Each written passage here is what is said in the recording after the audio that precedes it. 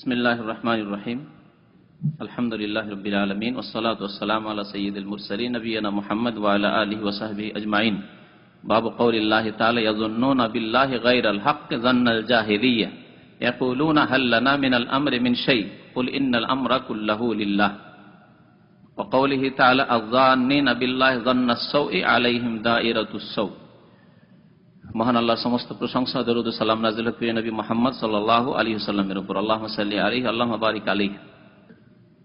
কিতাবুত তাওহীদের আর দুইটি অধ্যায় বাকি আছে, তাহলে পুরো কিতাবুত তাওহীদের সমস্ত দর্শগুলির আলোচনা শেষ হয়ে যাবে এবং সবগুলির MP3 রেকর্ড হচ্ছে, সিডিতে পাবেন, সেই ব্যবস্থা হচ্ছে। এই দুটি অধ্যায় হয়ে গেলে সম্পূর্ণ হয়ে যাবে ইনশাআল্লাহ তাআলা। বাকিগুলো সব প্রস্তুত হয়ে গেছে, তো এই জন্য এই অধ্যায়গুলির ব্যাখ্যা করে শেষ করে দেব। কিতাবুত তাওহীদ এমন একটি গুরুত্বপূর্ণ কিতাব যে সারা বিশ্বে যেসব শিরক এবং বিদআত রয়েছে সেগুলি সম্পর্কে ভালো জ্ঞানের জন্য এই কিতাবে যে কোরআনী আয়াতগুলি এবং নবী সাল্লাল্লাহু আলাইহি ওয়াসাল্লামের হাদিস, সাহাবায়ে কেরামের আসার, রিওয়ায়াত বর্ণনা এবং আইম্মায়ে কেরামদের উক্তি রয়েছে, এছাড়া আর কিছু নেই। কোরআনের আয়াত, হাদিস এবং তার ব্যাখ্যায় আইম্মায়ে কেরামরা যা বলেছেন।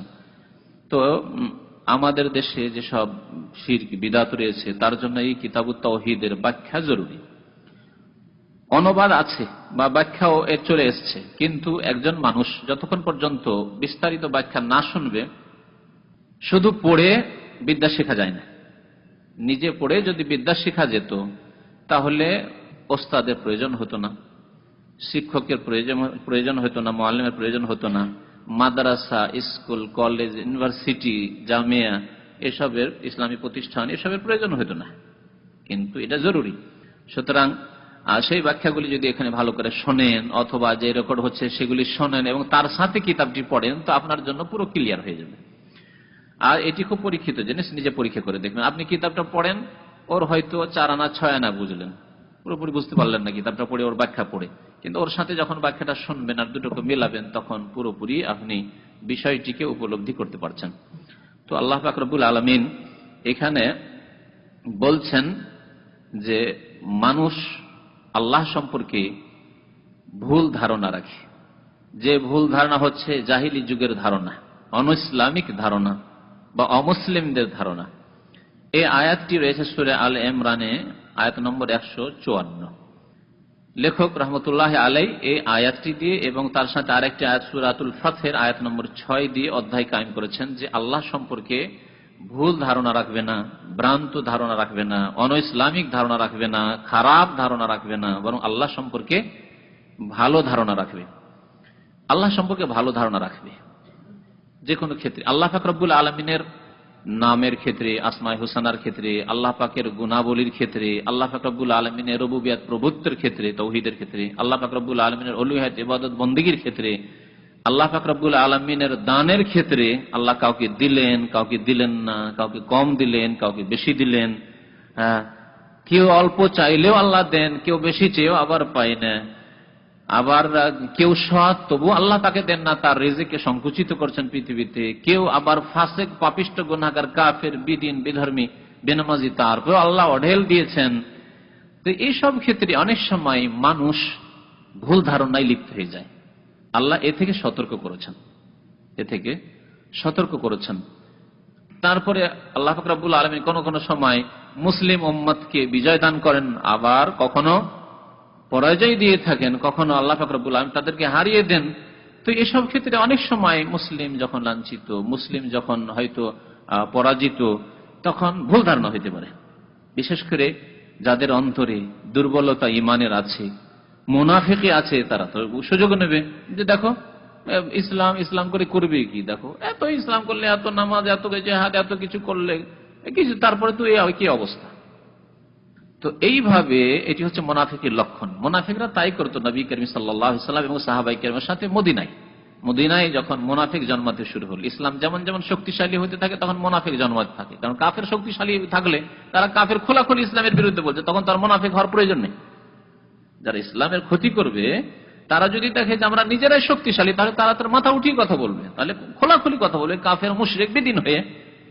আর মুনাফিক আত্মগোপন করে ইসলামের ক্ষতি করে। তো আত্মগোপন করে ইসলামের ক্ষতি করে তখনই যখন দেখে যে ইসলাম বড় শক্তিশালী। এই জন্য মুসলিম দেশগুলিতে বেশি মুনাফিক পাওয়া যাবে, কাফের দেশে মুনাফিকের অভাব। কেন? কাফের দেশে কাফেরই মাথা উঠিয়ে আছে, কাফেরই শক্তিশালী হয়ে আছে, তারা যা ইসলামের বিরুদ্ধে বলতে হবে, লিখতে হবে, তা খোলাখুলি লিখছে। কিন্তু মুনাফিকরা মুসলিম সমাজ আছে যারা ভিতরে থেকে ইসলামের ক্ষতি করে থাকে, নিজে ইসলামের লেবাস পোশাক পরে আছে, ইসলামের বেশভূষা নিয়ে আছে, অনেক সময় ইসলামের নাম দিয়ে ইসলামের দোহাই পেড়ে কথা বলছে, কিন্তু তারা মুনাফিক, ইসলামের ক্ষতি করে থাকে। সুযোগ পেলে ইসলামের ক্ষতি করবে, সুযোগ পেলে অমুসলিমদের সাথ দেবে। তো আল্লাহ পাক রব্বুল আলামিন বলেছেন যে আল্লাহ সম্পর্কে ইয়াযুন্নুনা বিল্লাহি, তারা আল্লাহ সম্পর্কে ধারণা রাখে গায়রাল হক, সত্য ধারণা নয়, মিথ্যা ধারণা। হক ছাড়া অন্য ধারণা, হক ছাড়া, হকের বিপরীত হচ্ছে বাতিল, সত্যের বিপরীত হচ্ছে মিথ্যা, সঠিকের বিপরীত হচ্ছে, সহির বিপরীত হচ্ছে যে ভুল। তো ভুল ধারণা তার রাখে। জান্নাল জাহেলিয়া, যেই ধারণা হচ্ছে জাহেলি ধারণা, অনইসলামিক ধারণা, জাহিলি যুগের মুশরিকদের ধারণা। মুশরিকরা আল্লাহ সম্পর্কে যে ভালো ধারণা হইতে হবে সে ধারণা রাখে না, ভ্রান্ত ধারণা রাখে। এইরকম ধারণা রাখে মুনাফিকরা। এই ধারণা অনেক দুর্বল ইমানের মুসলিমদের হয়ে যায়। আল্লাহ পাক তাদের সতর্ক করেছেন। আয়াত মুনাফিকদের সম্পর্কে নাযিল হয়েছে।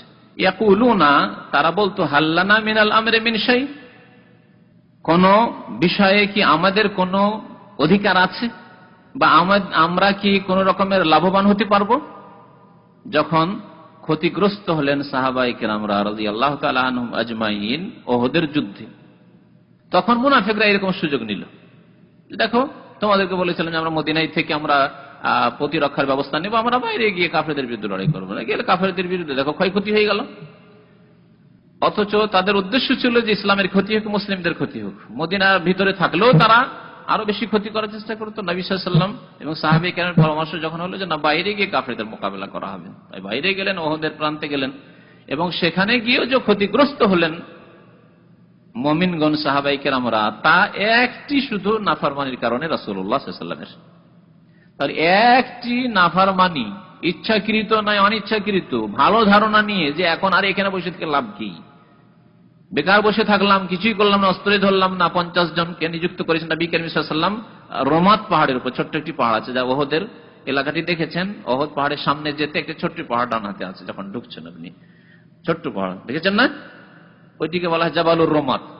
রোমাত রামির বহু বচন, রামি মানে হচ্ছে যারা তীর আন্দাজ, যারা তীর চালাতে পটু। তো 50 জন ব্যক্তি যারা তীর চালাতে পটু ছিলেন, পারদর্শী ছিলেন, তাদেরকে ওখানে নিযুক্ত করা হয়েছিল, এবং তাদের একজনকে আমির বানানো হয়েছিল যে আমরা যারা আছি বাকি 700 বা 700 আর 50 কম, 50 এখানে হয়ে গেল, 300 তো মুনাফিক বেরিয়ে চলে গেছে 1000 মধ্যে, তাহলে 650 পাচ্ছে। আমরা জিহাদ ফি সাবিলিল্লাহ রত থাকবো, আমরা হারি আর জিতি, তোমরা খবরদার এই জায়গা থেকে নিচে নামবে না।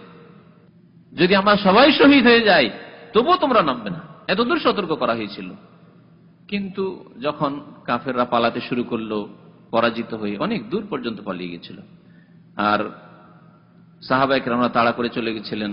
দেখলেন যে যুদ্ধ তো প্রায় শেষ, সবাই কাজ করলো, আমরা কিছুই করব না, এখানে বসেই থাকলাম হাত এরকম ভাবে বেঁধে, কিছুই করতে পারলাম না, জিহাদে অংশ নিতে পারলাম না। ভালো ধারণা, আকাঙ্ক্ষা, আশা ভালো, কিন্তু নাফরমানি হচ্ছে রাসূলুল্লাহ সাল্লাল্লাহু আলাইহি ওয়াসাল্লাম। আল্লাহ রাসূল সাল্লাল্লাহু আলাইহি ওয়াসাল্লাম বলেছেন আমরা হারি আর জিতি, তোমরা এখানেই থাকবে। শয়তান ভুলিয়ে দিল, ফানসাহুমুশ শাইতান। আদম আলাইহিস সালাম যেমন শয়তান ভুলিয়ে দিয়েছেন, আল্লাহ বলেছেন ফানাসিয়া, ভুলে গেছেন, ইচ্ছা করে তিনি ওই ফল খান বা ওই দানা খান, ওই গাছের কাছে যান। এখানেও তারা আল্লাহর নবীর যে এত তাগিদ আর আদেশ ছিল ভুলে গেছেন। নেমে পড়লেন, আমির নিষেধ করলেন, খবরদার দেখো ও বাকি 49 জন আছে, বলছে তো খবরদার যেও না, আল্লাহ নবী নিষেধ করেছেন, আমি তোমাদের আমির, আমার কথা শোনো, রাসূলুল্লাহ শুনে কথা শোনো, আর আমির আনুগত্য করা ফরজ, না আমিও না তোমার। না না না, আপনার কথা কেমন কথা, যুক্তিসঙ্গত হইতে হবে, এখন এখানে থাকার কি যুক্তি আছে? যেমনই নেমে গেছেন সাহাবায়ে কেরামরা, আমির কিন্তু নামেননি। খালিদ বিন ওলীদ তখনও কাফের, আবু সুফিয়ান তখনও কাফের রাদিয়াল্লাহু আনহু, পরে ইসলাম গ্রহণ করেছেন তারা। তারা দেখলো যে এই জায়গা তো খালি, যে দিক থেকে তারা মানে আমাদেরকে ঢুকতে দিচ্ছিল না। বারবার আমরা ওই দিক দিয়ে ঢুকতে চেষ্টা করলেই আমাদেরকে তীর দিয়ে আঘাত করা হয়, তখন আমরা পালাতে বাধ্য হইতাম। খালি হয়ে গেছে। পেছন দিক থেকে হঠাৎ করে দূরে চলে যাওয়ার পরে কাফেরদেরকে বলছে, কাফের যোদ্ধাদেরকে ফেরো, পেছন দিক থেকে আক্রমণ করো। তাড়া করে আসছে সামনের দিক থেকে, পাহাড়ের আড় দিয়ে যদি আমরা পেছন দিক থেকে অতর্কিত হামলা করে দিই, এরা বুঝতে পারবে না কোন দিক থেকে হামলা হইল। পিছন দিক থেকে হঠাৎ করে আক্রমণ হয়ে গেল। অতর্কিত আক্রমণে সাহাবায়ে কেরাম হতভম্ব, যে কি হইল, আমরা তেড়ে যাচ্ছি, কাফের তারা পিছন দিক থেকে কে মারছে আমাদেরকে। পিছন দিক সামলাবে না সামনের দিক। কাফেররা ডাক দিল যে এসব কাজ হয়ে গেছে, তোমরা ফিরে আসো, আর পালায়ো না। সামনের দিক থেকে আক্রমণ শুরু হয়ে গেল। নবী করিম সাল্লাল্লাহু আলাইহি ওয়াসাল্লাম আহত হয়ে গেলেন, দাঁত মোবারক ভেঙে গেল, মাথা আহত হয়ে গেল, 70 জন সাহাবায়ে কেরাম শহীদ হয়ে গেলেন। ওহদের ঘটনা আপনাদের জানা আছে, আর বিস্তারিত পড়ার জন্য রহিকুল মাকতুম বা অন্যান্য যে সিরাতের সহিহ যেগুলি কিতাব রয়েছে সেগুলি পড়ে নেবেন। মুনাফিকরা সুযোগ নিল যে দেখো আমাদের কি, দেখো আমাদের আল্লাহ পাক রব্বুল আমাদের সাথ দিয়েছেন, আমরা যত রক্ত দিচ্ছি, আমরা যত মেহনত করছি, আমরা যে দ্বীন ইসলামের কাজ করছি, আল্লাহ কি আমাদের সাহায্য করছেন? ভুল ধারণা আল্লাহ সম্পর্কে। তাই বলছেন যে মুনাফিকরা তারা বলতো হাল্লানা মিনাল আমরি মিন শাই, কোন কাজের ক্ষেত্রে, কোন ব্যাপারে আমাদের কি কোন আছে, কোন উন্নতি আছে, কোন লাভ আছে? আমাদের কি আল্লাহ আমাদেরকে সাহায্য করছেন? আমরা কি সম্মানিত হচ্ছি, জিতছি? না, ক্ষতিগ্রস্ত হচ্ছি। আল্লাহ বলেন, কুল, হে নবী আপনি তাদেরকে জানেন, ইন্নাল আমরা কুল্লাহু লিল্লাহ। তারপর মুনাফিকরা যদি বিভ্রান্ত করতে থাকে, কিছু দুর্বল ইমানের মানুষ থাকতে পারে যাদেরকে বিভ্রান্ত করে দিতে পারে, তাদের ইমানকে দুর্বল করে দিতে পারে, মনোবল ভেঙে দিতে পারে। আল্লাহ বলেন, ইন্নাল আমরা কুল্লাহু লিল্লাহ, সমস্ত কাজের কর্মের ভাগ্য নির্ধারণের মালিক একমাত্র আল্লাহ। সমস্ত আমরের মালিক, আদেশ নিষেধের মালিক, উন্নতি অবনতির মালিক আল্লাহ। ইন্নাল আমরা কুল্লাহু লিল্লাহ। আল্লাহ ভালো জানেন যে কোনখানে তোমাদের আল্লাহ হারিয়ে দেবেন, কোনখানে জিতিয়ে দেবেন, কোনখানে তোমাদের ক্ষতিগ্রস্ত হলে উপকার আছে, সেখানেই তোমাদের শিক্ষা আছে। শিক্ষা আর জিন্দেগিতে কোনোদিন নবী সাল্লাল্লাহু আলাইহি ওয়াসাল্লামের নাফরমানি করবে না সাহাবীরা। আর উম্মত কিয়ামত পর্যন্ত যদি তাদের অন্তরে ঈমান থাকে, তাহলে এখান থেকে শিক্ষা নেবে যে আল্লাহ রাসূল সাল্লাল্লাহু আলাইহি ওয়াসাল্লামের সাহাবায়ে কেরাম যারা সবচেয়ে বড় আল্লাহর ওলি, আহলে সুন্নাত ওয়াল জামাতের এই আকীদা বিশ্বাস রয়েছে, অকাট্য বিশ্বাস, আমার আপনার ঈমান থাকা ফরজ যে আল্লাহ পাকের সবচেয়ে বড় ওলি আম্বিয়া কেরামের পরে সাহাবায়ে কেরাম রাদিয়াল্লাহু তাআলা আনহুম আজমাইন, ঠিক কিনা? সাহাবায়ে কেরাম তারা আর আল্লাহর রাস্তায় জিহাদের মাঠে, সেখানে নবী সাল্লাল্লাহু আলাইহি ওয়াসাল্লামের একটি কথা তাও সরাসরি অস্বীকার করা নয়। এখন এখানে থেকে তো লাভ নেই। আল্লাহ নবী সাল্লাল্লাহু আলাইহি ওয়াসাল্লাম এই জন্য এখানে পাড়াতে বলেছেন যে কাফেররা ছিল, কাফেররা তো অনেক দূর চলে গেছে, কাফেররা তো পালাচ্ছে, এখন তাদেরকে আমরাও গিয়ে তাড়া করি। এই যুক্তিতে তারা নবী সাল্লাল্লাহু আলাইহি ওয়াসাল্লামের একটি কথা ছেড়ে দিয়েছিলেন, কথার প্রতি আমল ছেড়ে দিয়েছেন। তাতেই যদি এই মুসিবত আসতে পারে, তাহলে প্রতিদিন যারা 10টি 20টি 50টি নাফরমানি করতে আছে, ফজর নামাজ পড়তে যায়নি, জামাতে নামাজ পড়েনি, পড়লেও ঘরেই পড়েছে, রাত্রে ফিল্ম দেখে শুয়েছে, তাস খেলে, জুয়া খেলে, কত মিথ্যা কথা দিনে বলছে, কত হারাম কাজ করছে, শিরক বিদআত করছে।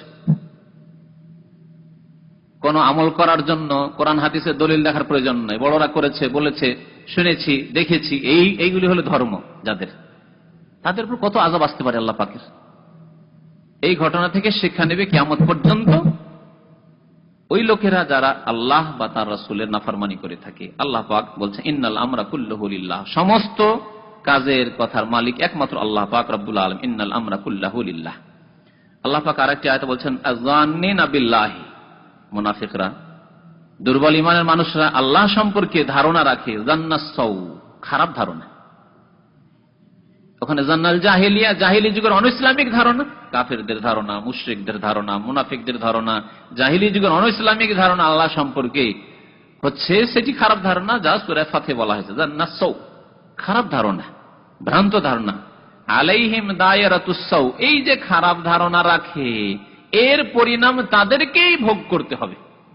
আলাইহিম দায়রাতুস সাউ, তাদেরকে এর শাস্তি পেতে হবে। তাহলে আল্লাহ সম্পর্কে কেউ যদি ভালো ধারণা না রাখে, খারাপ ধারণা রাখে, তো আল্লাহর কোনো ক্ষয়ক্ষতি হবে না, দ্বীনের কোনো ক্ষয়ক্ষতি হবে না। ক্ষয়ক্ষতি হবে মুসলিম উম্মার, মুসলিম জাতির, মুসলিম ভাইদের, এবং তাদেরকে এর অশুভ পরিণাম দেখতে হবে দুনিয়াতে এবং আখিরাতে। আল্লাহর আযাব আসবে, আল্লাহর শাস্তি আসবে। উদাহরণস্বরূপ দুয়ার ক্ষেত্রে নেন। নবী করিম সাল্লাল্লাহু আলাইহি ওয়াসাল্লাম দুয়ার ক্ষেত্রে বলেছেন যে দেখো তুমি দোয়া করবে এবং আল্লাহ সম্পর্কে ভালো ধারণা রাখবে। উদউল্লাহ ওয়া আনতুম মুকিনুনা বিল ইজাবা, আল্লাহর কাছে দোয়া করো এবং আল্লাহর কাছে কবুল হওয়ার ইয়াকিনের ধারণা রাখো যে আল্লাহ কবুল করবেন।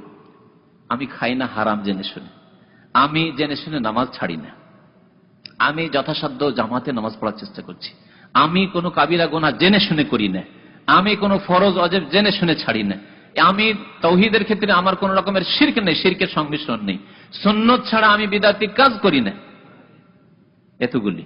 তারপরে আমি আল্লাহর কাছে দোয়া করছি, আল্লাহ কেন শুনবেন না, আমি আল্লাহকে শোনাবো, আল্লাহর কাছে আমি নেবই। দোয়া করতেই আছেন কিন্তু বিলম্ব হচ্ছে, বিলম্ব হচ্ছে। 1 বছর, 2 বছর, 4 বছর, 5 বছর, যে কোনো দোয়া করেন। কেউ ছেলে মেয়ে চাইছেন, কেউ রোগের আরোগ্য আল্লাহর কাছে তলব করছেন, কেউ কোন রিজিকের রাস্তা আল্লাহর কাছে খোলার দোয়া করছেন, রিজিকের রাস্তা নেই, বেকার সমস্যায় ভুগছেন, কাজকর্ম পাচ্ছেন না ইত্যাদি, চাকরি নেই, ব্যবসা নেই ইত্যাদি, বা পারিবারিক অশান্তিতে আছেন। আল্লাহ পাক রব্বুল আলামিন দোয়া কবুল করায় বিলম্ব করছেন, আল্লাহর কাছে দোয়া করছেন, দোয়া কবুল হয় না। এখানে খারাপ ধারণা করলে হবে না যে আল্লাহ মনে হয় আমাকে অপদস্থ করে ছেড়ে দিয়েছেন, আল্লাহ আমার কথা শুনতেই চায় না। আউযুবিল্লাহ। আল্লাহর কাছে দোয়া করা না করা বরাবর। এগুলো মুনাফিকি কথা, এগুলি কাফেরদের কথা, এগুলি দুর্বল ঈমানের কথা। আল্লাহ পাক আপনার দোয়া কবুল করেছেন না করেছেন তা আপনি জানেন না, এ গায়বে অদৃশ্যে রয়েছে। নবী করিম সাল্লাল্লাহু আলাইহি ওয়াসাল্লাম বলেছেন যে কোনো বান্দা যদি শর্ত সাপেক্ষ দোয়া করে, শর্ত পূরণ করে দোয়া করে, তাহলে আল্লাহ হয় নগদ দেবেন, না হয় বিলম্ব দেবেন, বিলম্বে দেবেন। আর না হইলে তার উপর বড় বড় মুসিবত বিপদ আপদ তকদিরে লিখনি ছিল সেগুলিকে আল্লাহ দূরে করে দেবেন এই দোয়া কবুলের বিনিময়। চাইলেন ছেলে মেয়ে, আল্লাহ ছেলে মেয়ে দিলেন না। চাইলেন রিজিক, আল্লাহ রিজিক দিলেন না। চাইলেন ইলম বিদ্যা, হয়তো আল্লাহ পাক তেমন দিলেন না। চাইলেন যে আমার ছেলেগুলি বড় বড় জ্ঞানী হোক, ডাক্তার হোক, ইঞ্জিনিয়ার হোক, আল্লাহ দিলেন না। আলেম হোক, আল্লাহ দিলেন না। কিন্তু আপনার উপর বড় দুর্ঘটনা ছিল, অ্যাক্সিডেন্ট ছিল, পারিবারিক কোন অশান্তি ছিল, ইত্যাদি ইত্যাদি, কোন জালেমের জুলম ছিল, আল্লাহ পাক সেগুলিকে আপনার এই অন্য যে দোয়াগুলি ছিল সেই দোয়ার বিনিময়ে দূর করে দিলেন। কত রকমের বিপদ আপদ আপনার উপর ছিল সেগুলি আল্লাহ দূর করে দিয়েছেন। যা গায়েবে অদৃশ্য ছিল সেই অদৃশ্য গায়েবকে যদি আল্লাহ খুলে দিতেন তাহলে বুঝতে পারতেন আল্লাহ তোমার কাজে, প্রত্যেকটি কাজে হিকমত রয়েছে। সুতরাং দোয়া করার ক্ষেত্রে মুকিনুনা বিল ইজাবা, কবুল হওয়ার আশা রেখে দোয়া করতে হবে, আল্লাহ কবুল করবেন। তারপরে নবী সাল্লাল্লাহু আলাইহি ওয়াসাল্লাম আরেকটি হাদিসে বলেছেন যে আল্লাহ পাক ইরশাদ করেছেন হাদিসে কুদসি, আনা ইনদা জান্নে আবদি বি, আমি আমার বান্দার ভালো ধারণার সাথেই আছি। আমার বান্দা আমার সম্পর্কে যদি ভালো ধারণা রাখে তার এই ভালো ধারণার সাথে আছে। ভালো ধারণা, আল্লাহর কাছে দোয়া করলাম আল্লাহ আমাকে খালি হাত ফেরাবেন না, দিবেন। আল্লাহ পাকের নবী সাল্লাল্লাহু আলাইহি সাল্লাম যে যে সময়গুলিতে দোয়া করতে বলেছেন সেই সময়গুলিকে আমি কাজে লাগাই, দোয়া করার চেষ্টা করি। শুক্রবারে আসর পর দোয়া করার চেষ্টা করি, জুমার খুতবা যখন শুরু হতে যাচ্ছে অথবা 2 খুতবার মাঝখানে সেই সময় একটু দোয়া করার চেষ্টা করি, আযান ইকামতের মাঝখানে দোয়া করার চেষ্টা করি, আমি সফরে দোয়া করার চেষ্টা করি, আমি রোজার অবস্থায় দোয়া করার চেষ্টা করি, আমি আমার মাতা পিতার কাছে দোয়া নেওয়ার চেষ্টা করি, আমি নেক লোক সৎ লোকদেরকে খাওয়াই তাদের কাছ থেকে দোয়া নেওয়ার চেষ্টা করি। কতগুলি কথা বললাম। এগুলিকে যদি একজন মানুষ সামনে রাখে আর দোয়া করে তাহলে আল্লাহ কি দোয়া শুনবেন না? অবশ্যই শুনবেন।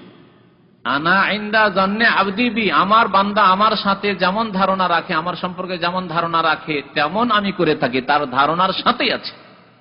ফাইন জান্নাবি খায়রান, আমার সম্পর্কে ভালো ধারণা যদি রাখে যে আল্লাহ পাক আমাকে অসহায় ছেড়ে দেবেন না, আল্লাহ পাক আমাকে এইভাবে হালাক করে দেবেন না, আল্লাহ পাক চিরজীবন আমাকে এইরকম করে একেবারে অপরের দ্বারস্থ করে রাখবেন না, আল্লাহ পাক এইরকম আমাকে সবসময় অসুস্থ করে রাখবেন না। আল্লাহ পাক অসুস্থ আইয়ুব আলাইহিস সালামকে করেছেন কিন্তু বের করেছেন। আল্লাহ পাক সারা জীবন আমাকে এইরকম জেলে রেখে দেবেন না, যেমন ইউসুফ আলাইহিস সালামকে আল্লাহ জেলে পাঠিয়েছেন কিন্তু আল্লাহ আবার তার রহমতে বের করেছেন।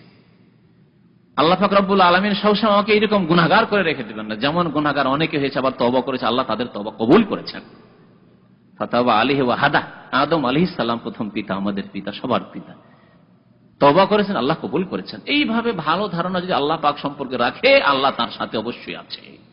আর যদি আল্লাহ সম্পর্কে কেউ যদি ওয়াইন জান্নাবিহি শাররান, খারাপ ধারণা রাখে, দোয়া করলাম, দেখে কত দোয়া করলাম কিছুই পাই না, দোয়ার কিছু ফলই বুঝতে পারি না, আমাদের মতো তুচ্ছ লোকের দোয়া কি আল্লাহ শোনেন? খারাপ ধারণা এগুলো।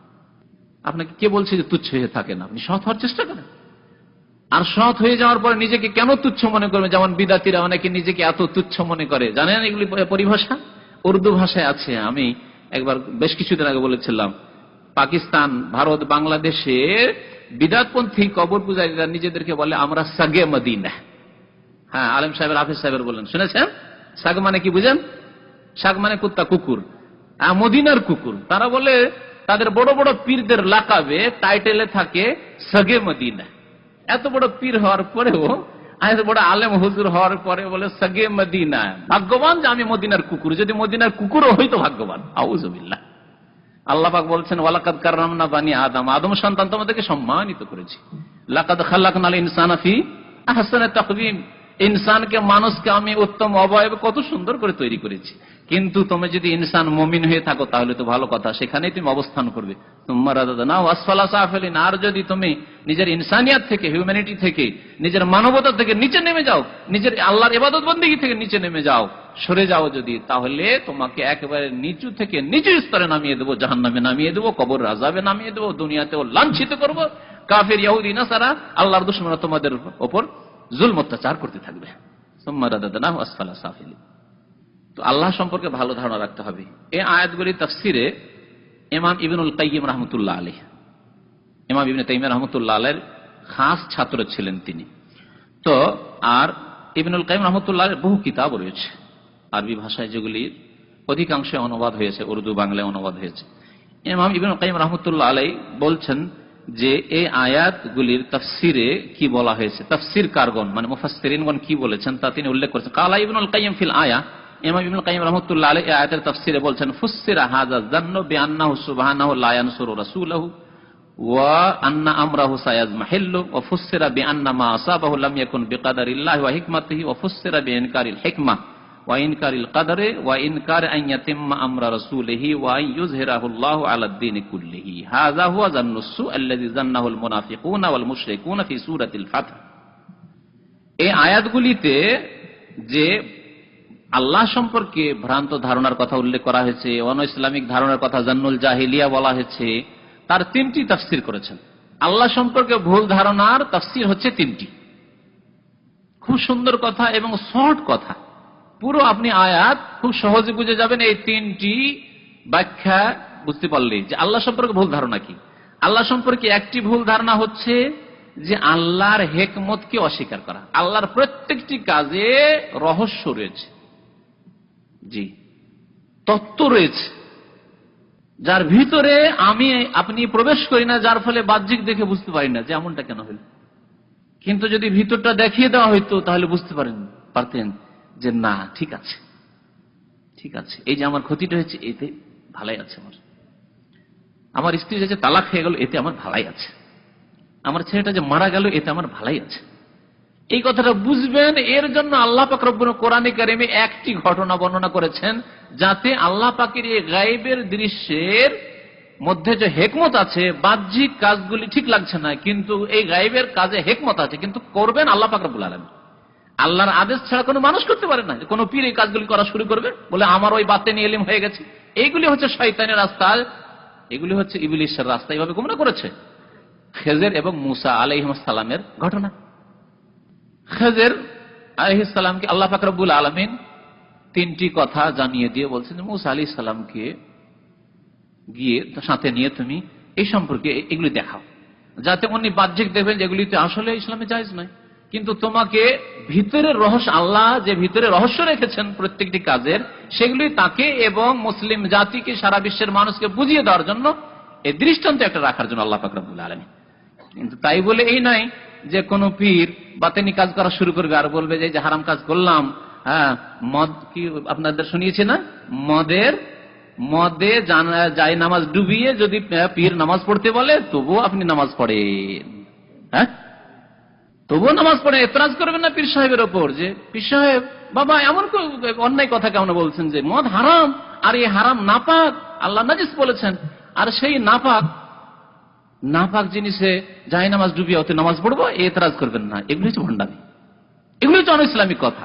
এর জন্য আর কোন খেজুর আল্লাহ পয়দা করেননি।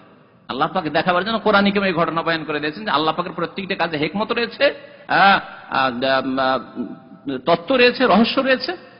যার প্রতি আপনাকে ঈমান রাখতে হবে যে আল্লাহ পাকের কোন কাজ পৃথিবীতে যা হচ্ছে তা হিকমত বিরোধী নয়, রহস্য বিরোধী নয়, অযৌক্তিক নয়। প্রত্যেকটি কাজ যা ঘটছে যা হচ্ছে তাতে যুক্তি রয়েছে। দেখেন একটা নতুন স্টিমার জাহাজ দিলেন ভেঙে দিলেন, তলা থেকে ছিদ্র করে দিলেন। বাহ্যিক কাজটি তো খারাপ লাগলো, মালিক অন্য, আর আপনাকে কে অধিকার দিল যে অপরের নতুন জাহাজটিকে, একটা গাড়িকে যদি কেউ ভেঙে দেয় তাহলে অন্যায় কাজ না বাহ্যিক? অবশ্যই অন্য কাজ, হারাম কাজ।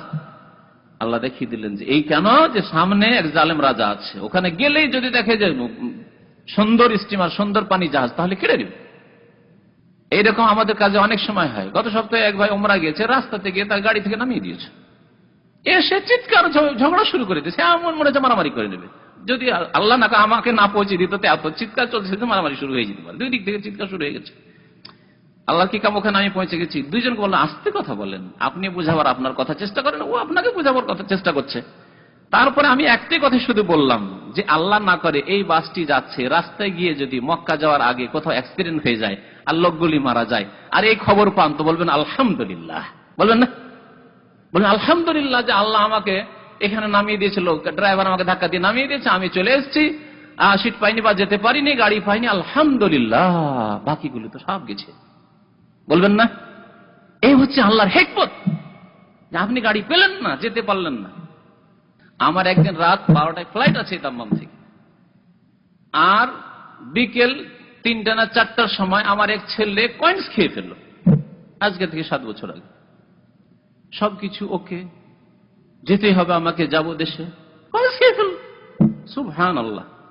ওই যে পেরেশান হয়ে গেলাম, হাসপাতালে গেলাম, ম্যাটারনিটি ওই যে চাইল্ড হসপিটাল আছে সেখানে গেলাম, ওরা ভর্তি করে দিল। বের করতে পারলো, বললো যে না, এখন এমন জায়গায় চলে বের করা যাবে না, ওটা বের হয় পায়খানার সাথে বের হয়, ভর্তি করে দিল। পরিবারকে হাসপাতালে রেখে এলাম, ওই অবস্থায় যাওয়া যায়? বাচ্চা হাসপাতালে, ক্যান্সেল করে দিলাম ফ্লাইট, সফরই ক্যান্সেল হয়ে গেল। ফ্লাইট যে ক্যান্সেল করলাম, পরে আমার মনটাই পাল্টে গেল যে যাক, আর যাচ্ছে না, রিএন্ট্রি লেগে আছে, তখনকার রিএন্ট্রির উপরে ফাইন আছে, না গেলে চলে গেলাম পাহাড়ে, নিয়ে বক্তব্য করে আসলাম। আমি এখন পর্যন্ত জানি না যে আল্লাহর কি হিকমত ছিল এই সফরে। হতে পারে যে কোনো বিপদ আপদ সামনে ছিল, আলহামদুলিল্লাহ আমার যাওয়া হলো না, দেশে গেলাম না। এটি হচ্ছে আল্লাহ সম্পর্কে ভালো ধারণা রাখা। আল্লাহ সম্পর্কে ভালো ধারণা রাখা যে আল্লাহর প্রত্যেকটি কাজে হিকমত আছে, সেখানে সন্তুষ্ট, আলহামদুলিল্লাহ, যা ঘটেছে আলহামদুলিল্লাহ। আর ঘটেছে মারধর, ঝগড়া ইত্যাদি, কেন এরকম হলো, কেন এরকম করলো না, বা কেন আমার সফর হলো না, না, এটি হচ্ছে মুনাফিকের লক্ষণ, এটি হচ্ছে মুশরিকদের লক্ষণ, এটি হচ্ছে দুর্বল ঈমানের মানুষের আচরণ। তো এই আয়াতগুলিতে বলা হয়েছে যে ভুল ধারণা, আল্লাহ সম্পর্কে ভ্রান্ত ধারণা, তার একটি হচ্ছে ভ্রান্ত ধারণা হিকমত, আল্লাহর কাজে হিকমতকে অস্বীকার করা। প্রত্যেকটা কাজে হিকমত আছে, ভালো হচ্ছে বাহ্যিক বা মন্দ হচ্ছে, তাতে হিকমত আছে। 2 নম্বর হচ্ছে যে তকদিরকে অস্বীকার করা, আল্লাহ সম্পর্কে ভুল ধারণা রাখা। আল্লাহ পাক সবকিছুই জানেন বর্তমান, এবং তাই তার ইলমের ভিত্তিতে, তার মহাজ্ঞানের ভিত্তিতে তিনি লিখে রেখেছেন তকদির। লৌহে মাহফুজে আল্লাহ পাক মানুষের ভাগ্য লিখে রেখেছেন। তাহলে যারা তকদিরকে অস্বীকার করে, না না না, আল্লাহ কেন লিখে রাখবেন? তাহলে আল্লাহকে অগ্রিম জানেন না আপনার মতে? আপনি যেমন 1 মিনিট পরে কি হবে জানেন না, 5 মিনিট পরে কি হবে জানেন না, এখান থেকে যেতে পারবেন কিনা, দেশে যেতে পারবেন কিনা জানেন না, কালকে কি হবে জানেন না। তো আল্লাহকে তাই মনে করছেন আপনি? আল্লাহকে মখলুকের মতো, সৃষ্টির মতো মনে করছেন? আল্লাহ পাক সবকিছুই জানেন এবং আপনার অগ্রিম রেজাল্ট লিখে রেখেছেন। তকদিরকে অস্বীকার করা আল্লাহ সম্পর্কে ভ্রান্ত ধারণার শামিল। তো জান্নাল জাহিলে, জাহিলি যুগের ধারণা, জান্নাত সব খারাপ ধারণার অন্তর্ভুক্ত হচ্ছে তকদিরকে অস্বীকার করা, তকদির সম্পর্কে সন্দিহান হওয়া। তকদিরে লেখা আছে, তাহলে কর্ম করে লাভ কি? এটি হচ্ছে জান্নাল জাহিলে, জাহিলি যুগের অনইসলামিক ধারণা। আপনাকে আপনার আমল সুন্দর করতে হবে, বাকি আপনার আমল প্রমাণ করবে যে আপনার তকদির ভালো, আপনার কর্ম প্রমাণ করবে যে আপনার তকদির ভালো। দুনিয়ার ক্ষেত্রে মানুষ তকদিরের হুজ্জত পেশ করে কর্ম ছেড়ে দেয় না, কর্মত্যাগী হয় না। কিন্তু ধর্মীয় ক্ষেত্রে শয়তান বিভ্রান্ত করে, যদি আল্লাহ জান্নাত রাখে ভাগ্যে, তাহলে নামাজ পড়লেও জান্নাত পাবো, আর না পড়লেও জান্নাত পাবো, এটি শয়তান শিখায়। কিন্তু দুনিয়ার কর্মের ক্ষেত্রে বাংলাদেশ থেকে এসেছেন কেউ এই ধারণা রাখেন না যে তকদিরে যদি রিয়াল থাকে তো বাড়িতে বসে থেকে, গ্রামে বসে থেকেও, খড়ের ঘরে থেকেও রিয়াল পাবো। আছে এরকম কোন পাগল, আধা পাগল বলবে? কেউ বলেন না। কর্ম করার জন্য এসেছেন, তকদিরে যদি থাকে তো আমার ছেলে মেয়েরা ভালো শিক্ষিত হয়ে যাবে, স্কুলে ভর্তি করার কি প্রয়োজন, মাদ্রাসায় ভর্তি করার কি প্রয়োজন? ভাগ্যে যদি থাকে তো আলেম এমনিতেই হয়ে যাবে। পীরের একটা নজর পড়বে, আর সেই নজরে পৃথিবী রাজের মেয়েকে যেমন একবার 20 পারা কোরআন মুখস্থ করিয়ে দিলে একটি নজর দিয়ে ফাইজ যেমন দিবে, যে ফাইজ দিয়ে একবারে ওকে আলেম বানিয়ে দিবে। এরকম আকীদা রাখেন, ফাইজ দিয়ে আপনাকে রিয়াল আপনার বাড়িতে ভর্তি করে দিবে। এত পীর ভক্ত মানুষ, তাহলে বিদেশ আসার কি আর কষ্ট করার কি আছে? দেশে বসে থাকেন, পীর বাবা আপনার ফাইজ দেন, ফাইজের রিয়াল গুলি দেন, ফাইজের ডলার গুলি দেন, এত বিদেশে কষ্ট করে ভিসা, তুই আবার পাসপোর্ট, আবার ইমিগ্রেশন, আর তারপরে বিদেশে সবাইকে ছেড়ে একাই থাকা, এই জীবন। যে তকদিরে যদি লিখাই থাকে জান্নাত, তো কে আমার জান্নাত নিতে পারে? আর তকদিরে যদি জাহান্নাম লেখা থাকে তো কে বা জান্নাত দিতে পারে? আউযুবিল্লাহ, এগুলো শয়তান শিখাচ্ছে, শয়তান শিখাচ্ছে। তো তকদিরকে অস্বীকার করা বা তকদির সম্পর্কে এরকম কথাবার্তা বলা, এটি হচ্ছে আল্লাহ সম্পর্কে ভুল ধারণা, জাহিলি যুগের অনইসলামিক ধারণা। দুটি তাফসীর। তৃতীয় তাফসীর হচ্ছে মুসলিম জাতি সম্পর্কে এরকম ধারণা যে চিরকাল মুসলিম জাতিকে মনে হয় আল্লাহ গোলাম বানিয়ে রেখে দেবেন ইহুদি নাসারাদের। মুসলিম জাতি মনে হয় সবসময় এরকম পদদলিত থাকবে, মুসলিমদেরকে আল্লাহ কখনো মনে হয় সাহায্যই করবেন না।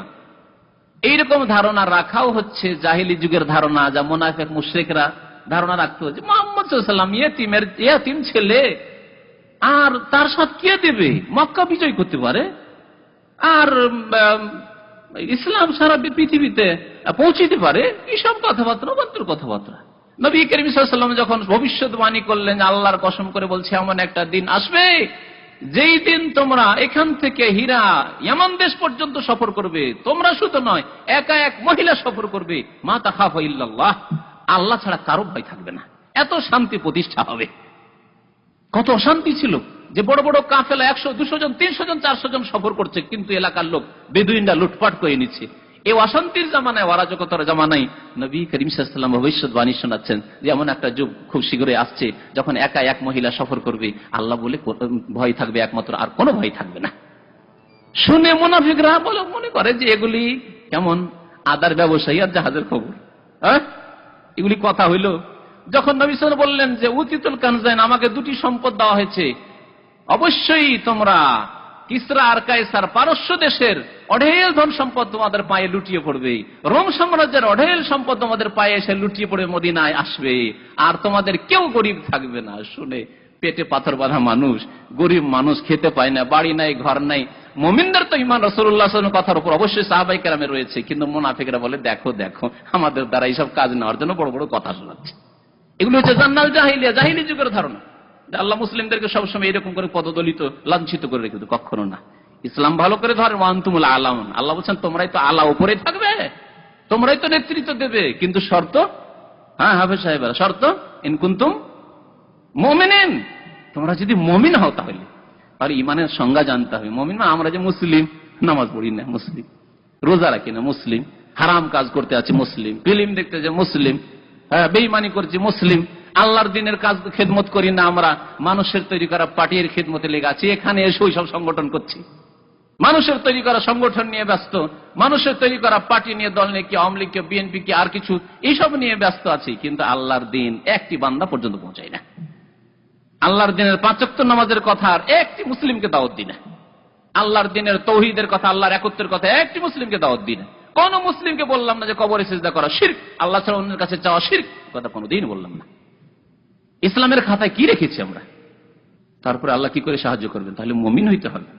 ইন তানসুরুল্লাহ ইয়ানসুরকুম, আল্লাহর দিনের সাহায্য করো, আল্লাহ তোমাদের সাহায্য করবেন। আল্লাহর দিনের খেদমতে লেগে যাও, আল্লাহ পাক তোমাদের, আল্লাহ উন্নতি দান করবেন, তোমাদেরকে নেতৃত্ব দেবেন। তো এই 3টি বিষয় দিয়ে তাফসীর করা হয়েছে ভুল ধারণাকে আল্লাহ সম্পর্কে, অথবা জাহিলি ধারণাকে। কি বললাম? একটা হচ্ছে আল্লাহর কাজের হিকমতকে অস্বীকার করা, দ্বিতীয় হচ্ছে তকদিরকে অস্বীকার করা বা তকদির সম্পর্কে সন্দিহান হওয়া, তকদির রাস্তা করে তকদিরে থাকে তো যা হওয়ার হবে না, কর্ম করতে হবে আপনাকে।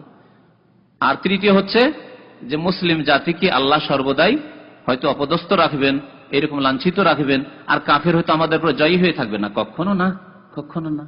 নবী করিম সাল্লাল্লাহু আলাইহি ওয়াসাল্লাম বহু ভবিষ্যৎবাণী আছে, এমন একটি যুগ আসবে যে সময় সারা পৃথিবীর প্রত্যেকটি কাঁচা বাড়িতে, পাকা বাড়িতে, নবী সাল্লাল্লাহু আলাইহি ওয়াসাল্লাম বলেছেন, কাঁচা বাড়িতে, পাকা বাড়িতে কি পৌঁছিবে?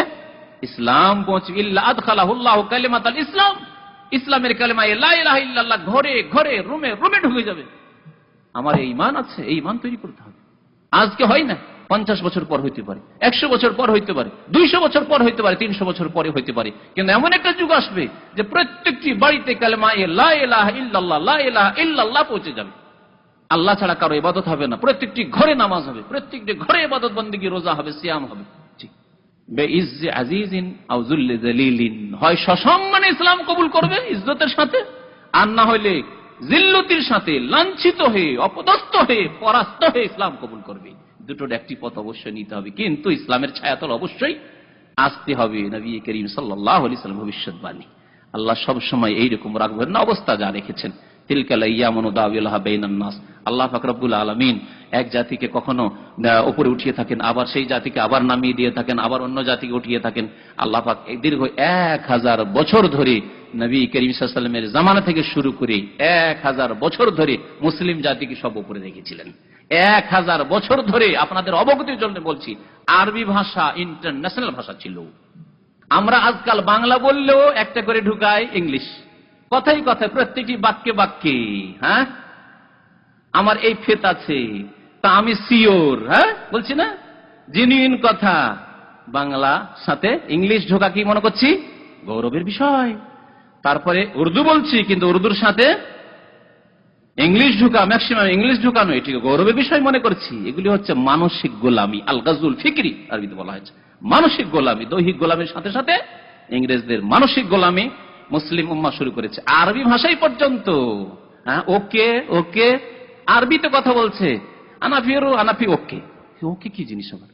এই যে গোলামি, এই যে গোলামি আমরা আমাদের জাতি আজকের জামানায় করছে। 1000 বছর ধরে কর্ডোবা ইউনিভার্সিটিতে, যখন স্পেনে, যার নাম ছিল আন্দোলুস, ইসলামিক নাম ছিল, সেখানে যখন খ্রিস্টানদের ছেলেরা মুসলিম ইউনিভার্সিটিতে পড়ার জন্য আসতো, মুসলিম ইউনিভার্সিটি তাদের কোনো শিক্ষা প্রতিষ্ঠান ছিল না, তাদের কোনো বিশ্ববিদ্যালয় ছিল না, যখন ওইখানে পড়াশোনার জন্য আসতো, তখন তাদের জীবনী, সেই যুগের ইতিহাস পড়ে দেখুন, তখন তারা তাদের ল্যাটিন ভাষায়, তাদের স্পেনি ভাষায়, তাদের পশ্চিমা ভাষাগুলিতে আরবি ঢুকানোকে ফখরের বিষয়, গৌরবের বিষয় মনে করত। যেমন আজকাল একজন বাঙালি বাংলা বলতে গিয়ে ইংলিশ বলাকে ফখরের বিষয় মনে করে, একজন উর্দু ভাষী হিন্দি ভাষী উর্দু হিন্দি বলতে গিয়ে উর্দুর সাথে ইংলিশ ঢুকাতে, আরবি বলতে গিয়ে আরবি বলছে, ওই ইংলিশ বেরিয়ে আসছে ওর মুখ দিয়ে, এটা গৌরবের বিষয় মনে করে। গোলামের জীবন যাপন করছি আমরা এই জাতি। ঠিক 1000 বছর ধরে তারাও ওইরকম ছিল। তিলকাল আইয়ামু নুদাউলুহা বাইনান নাস, এমন একটা যুগ আসবে, আপনারা যদি সবাই মুমিন হয়ে যান, সারা মুসলিম বিশ্ব যদি সত্যিকার মুমিন হয়ে যায়, ইসলামের খেদমতে, ইমানের খেদমতে, কোরআন সুন্নাহর খেদমতে লেগে যায়, তা আবার ওই অবস্থা ফিরে আসবে। তো বলছেন ইমাম ইবনুল কাইয়িম রাহমাতুল্লাহ আলাইহি যে এই যে ধারণার কথা বলা হয়েছে আল্লাহ সম্পর্কে, এর ব্যাখ্যা করা হয়েছে যে আল্লাহ সুবহানাহু ওয়া তাআলা তার রাসূলের সাহায্য করবেন না, এই ভুল ধারণা।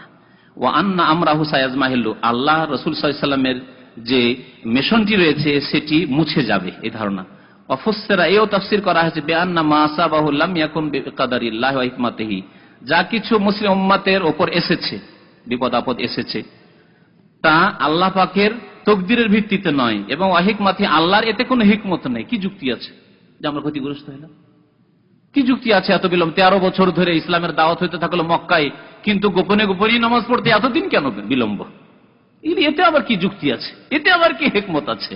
হুদাইবিয়ার সন্ধিতে সবগুলিতে হার মানতে হলো, এতেই বা কি যুক্তি আছে? হ্যাঁ, প্রত্যেকটিতে হিকমত আছে, যুক্তি আছে, এগুলিকে অস্বীকার করা। তাই তাফসীর করা হয়েছে বেনকারিল হিকমতে, কেউ যদি হিকমতকে অস্বীকার করে আল্লাহর কাজে, ওয়াইনকারুল কাদরে, তকদিরকে অস্বীকার করে, ওয়াইনকার এই কথাকে অস্বীকার করে, আইয়াতিম্মা আমরা রাসূলিহি, রাসূলুল্লাহ সাল্লাল্লাহু আলাইহি ওয়াসাল্লামের মিশনকে আল্লাহ পূর্ণতা দান করবেন। ইউরিদুনা লিইউতফিউ নূরাল্লাহি বিআফওয়াহিম, তারা চায় যে আল্লাহর নূরকে ফু দিয়ে উড়িয়ে দেবে। ওয়াল্লাহু, এবং আল্লাহ পাক কি চান? মুতিম্মু নূরিহি, তার নূরকে, আলোকে সম্পূর্ণ করবেন, পূর্ণতা দান করবেন। ওয়ালাউ কারিহাল কাফিরু, যদিও কাফির বরদাস্ত করতে পারে না, এটা কাফির এটা চাই না, সে আপ্রাণ চেষ্টা করবে তারা মুছে দেওয়ার, কিন্তু পারবে না। আল্লাহু মুতিম্মু নূরিহি, আল্লাহ নিশ্চয়তা দান করেছেন।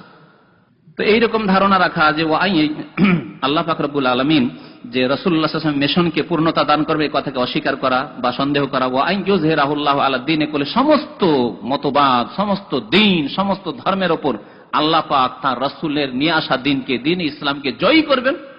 হ্যাঁ, হুয়াল্লাযী আরসালা রাসূলাহু বিল হুদা ওয়া দীনিল হক লিইউযহিরাহু আলা দ্বীনি কুল্লি, আল্লাহ তো সেই সত্তার নাম যিনি তার রাসূলকে প্রেরণ করেছেন বিলহুদা, হিদায়াত নিয়ে, সঠিক পথের নির্দেশনা নিয়ে, ও দ্বীনিল হক, সত্য দিন, সত্য জীবন বিধান নিয়ে, লিইয়ুযহিরাহু আলাদ দ্বীনি কুল্লিহি, যাতে করে সেই দিনকে সমস্ত মতবাদ, সমস্ত ইজম, সমস্ত দিন, সমস্ত ধর্মের উপর আল্লাহ পাক জয়ী করে দিতে চান। আল্লাহ জয়ী করতে চান, আপনি মেহনত করবেন তাহলে তো হবে। আপনি মেহনত করে আগে বেড়ে যাবেন, দাঁড়াবেন, তাহলে তো হবে। ওয়ালাউ কারিহাল মুশরিকুন। তো বলছেন যে ওয়াহাযা হুয়া যান্নুস, এটি হচ্ছে আল্লাহ সম্পর্কে খারাপ ধারণা। এই তিনটি ধারণা, আল্লাযী যান্নাহুল মুনাফিকুন, যে ধারণা ছিল মুনাফিকদের, ওয়াল মুশরিকুন, মুশরিকদের, ফি সূরাতিল ফাতহ, সূরা ফাতহ যে খারাপ ধারণার কথা উল্লেখ করা হয়েছে। ওয়া ইন্নামা কানা হাযা যান্নুস, এটি হচ্ছে খারাপ ধারণা, ভুল ধারণা। লিআন্নাহু যান্না গায়রা মা ইয়ালিকু বিহি সুবহানাহু, কারণ এই ধারণা এমন ধারণা যা আল্লাহ সুবহানাহু ওয়া তাআলা সম্পর্কে সমীচীন নয়, উচিত নয়। আল্লাহ সম্পর্কে ধারণা করবেন আল্লাহর কাছে কোনো যুক্তি নেই। আল্লাহ পাক জানেন না আগামী কি হবে। আল্লাহ পাক রব্বুল আলামিন মুমিন যারা ধরে আছে আল্লাহকে, আল্লাহর দ্বীনকে ধরে আছে, তাদেরকে আল্লাহ লাঞ্ছিত করবেন? এটা যুক্তি হলো? হইতে পারে? এটা অসম্ভব কথা। আল্লাহর জন্য এটি সমীচীন নয়, উচিত নয় যে আপনি এই ধারণা করবেন। ওমা ইয়ালিকু বিহিকমাতি, আল্লাহর হিকমতের এটি জন্য হিকমতের অনুকূলে নয় যে আল্লাহর হিকমতে আছে যে মুসলিম লাঞ্ছিত হয়ে থাকবে। ওয়াহামদিহি, আল্লাহর প্রশংসা, আল্লাহর গুণগানের সাথে উচিত নয় এটি যে এরকম হবে। ওয়াদাহিস সাদিক, আল্লাহর যে সত্য ওয়াদা রয়েছে, প্রতিশ্রুতি রয়েছে, তার সাথেও এটি সমীচীন নয় যে আপনি এই ধারণা রাখবেন যে আল্লাহ ওয়াদা করেছেন আবার ওয়াদা খেলাফি করে দিবেন। মানুষ সম্পর্কে ভাই 2 মাস পরে তোমার টাকা দিয়ে দিব 10,000 রিয়াল, সন্দেহ হইতে পারে, কি জানি এর ঈমান কেমন হয় না হয়। কিন্তু আপনি কি আল্লাহ সম্পর্কে বলছেন? আল্লাহ বলছেন ইন্না লানানসুরু রাসূলানা ওয়াল্লাযীনা আমানু মাআহু, আমি আমার রাসূলগণের সাহায্য করব এবং তাদের সাথে যারা ঈমান নিয়ে এসেছে তাদের সাহায্য করব। আল্লাহ ওয়াদা করেছেন, ওয়াদাল্লাহুল্লাযীনা আমানু মিনকুম ওয়া আমিলুস সালিহাত, আল্লাহ মুমিনদের সাথে, সৎকর্মশীলদের সাথে আল্লাহ ওয়াদা করছেন কি, লা ইস্তাখলিফান্নাহুম ফিল আরদ, পৃথিবীর খেলাফত, নেতৃত্ব তাদেরকে দিবে। কিন্তু নেতৃত্ব আজকে জাহিলি যুগের লোকদের সাথে কাছে কেন? এই জন্যই যে আল্লাহ শর্ত লাগে শেষখানে, ইয়াবুদুনানি লা ইউশরিকুনা বিশাই, একমাত্র আমার ইবাদত করবে, আমার সাথে কাউকে শরীক করবে না। হাজার হাজার মাজারে সিজদা করবে, আজমিরে গিয়ে সিজদা করবে, আর বলে ভারতে আমরা ইসলাম কায়েম করব। কোথা থেকে হবে? শাহজাহানের সিজদা 18 গিয়ে সিজদা করে আর বলে ওরে বাংলাদেশ ইসলাম কায়েম করব। কোথা থেকে ইসলাম কায়েম হবে? নামাজটাই ঠিক করে পড়বে না, ফজরে যেতে পারেন ভাই, ফজরে উঠতে পারি না, আবার নিজের নাফসের উপর ইসলাম কায়েম করতে পারেন না, সারা বিশ্বের উপরে কি করে ইসলাম কায়েম করার কথা স্বপ্ন দেখছেন? আল্লাহ পাকের ওয়াদা সত্য, কিন্তু আল্লাহ পাক শর্ত লাগিয়েছেন, সে শর্ত পুরো করে দিতে হবে। ফামান জান্না আন্নাহু ইউদিলুল বাতিল, যেই ব্যক্তি এই ধারণা রাখলো যে আল্লাহ পাক বাতিলকে জয়ী করে দিবেন আলাল হক, সত্যের উপর, হকের উপর, এদালাতান মুস্তাকিররা, চিরকালের জন্য, চিরকাল বাতিল মাথা উঠিয়ে থাকবে, বাতিল শক্তিশালী হয়ে থাকবে, আর আমরা সবাই দুর্বল হয়ে থাকবো, গোলামি করতে থাকবো। আমাদের ছেলে মেয়েদেরকে পড়াইতে হলে পশ্চিমা দেশ ছাড়ার কোনো উপায় নেই, ওই দেশের ডিগ্রি সবচেয়ে বড় ডিগ্রি। এই যে ধারণা, চিরকাল এরকম থাকবে না। ইয়াজমাহিল্লু মাআল হক, যে হক একবারে মুছে যাবে। আও আনকারা আইয়াকুনা মা জারা বিকাদাইহি ওয়া কাদারিহি, অথবা অস্বীকার করলে যে যা কিছু হচ্ছে পৃথিবীতে, মুসলিমদের অধপতন দেখা যাচ্ছে কোন এলাকায়, তাহলে এতে আল্লাহর ফয়সালা নয়, এটি আল্লাহর পক্ষ থেকে নির্ধারিত নয়, অস্বীকার করল। এমনি হচ্ছে না, তাকদীরের প্রতি বিশ্বাস থাকতে হবে এবং তার উপর সন্তুষ্ট। আলহামদুলিল্লাহ আলা কুল্লি হাল। নবী সাল্লাল্লাহু আলাইহি ওয়াসাল্লাম কোনো বালা মুসিবত আসলে, দুঃখের অবস্থা হলে বলতেন আলহামদুলিল্লাহ আলা কুল্লি হাল, সর্ব অবস্থায় আল্লাহর শুকরিয়া আদায় করি, আল্লাহর প্রশংসা করি। আও আনকারা আইয়াকুনা কদরুহু লিহিকমাতিন বালিগা, অথবা অস্বীকার করলো যে আল্লাহ পাক যে তাকদীর নির্ধারণ করেছেন তাতে কোনো হিকমত নেই। আল্লাহ পাকের প্রত্যেকটি কাজে হিকমত রয়েছে। ইস্তাহিকু আলাইহি আলহামদ, তার উপর আল্লাহর প্রশংসা হওয়া উচিত, আল্লাহর আরো প্রশংসা হওয়া উচিত যে আল্লাহ পাক রব্বুল আলামিন লিখে রেখেছেন। যেমন আমি একটি উদাহরণ এই জন্য দিই আপনাদের বোঝানোর জন্য, যে একজন ডাক্তার, তার কাছে যদি ক্যান্সারের রোগী যায় আর ক্যান্সার গোটা পেটে ছড়িয়ে গেছে, এক ভাই এরকম এখন সেন্ট্রাল হসপিটালে আছে, তার অবস্থা বর্তমানে আছে এরকম, বলছিল যে সামান্য আছে, প্রাথমিক চিকিৎসা, এখন দেখা যায় গোটা পেটে ছড়িয়ে গেছে। ডাক্তার বলছে যে আরে 1 সপ্তাহ মাত্র বাঁচবে, একে বাঁচানো যাবে না, 1 সপ্তাহ বাঁচবে। দেখা গেল 1 সপ্তাহ হতেই মারা গেল। এখন বলেন এই ডাক্তারের প্রশংসা করবেন না বলবেন যে ডাক্তার বড়ই খারাপ, ডাক্তার বলেছে 7 দিনে মারা যাবে তাই মরে গেল, না বললে মরতো না? কোনটা বলবেন? ডাক্তার প্রশংসা করবেন যে আছে ডাক্তার 7 দিন বলেছে, 7 দিনের 8 দিনও বাঁচলো না, 7 দিনে শেষ, প্রশংসা করবেন না? কোন পাগল এরকম নেই যে ডাক্তার আপনি যদি না বলতেন তো আমার ভাইটা মরতো না, আপনি কেন বললেন যে 7 দিনে মরে যাবে, সেই জন্যই মরে গেছে, বলবে কেউ? কোন পাগলও বলবে না।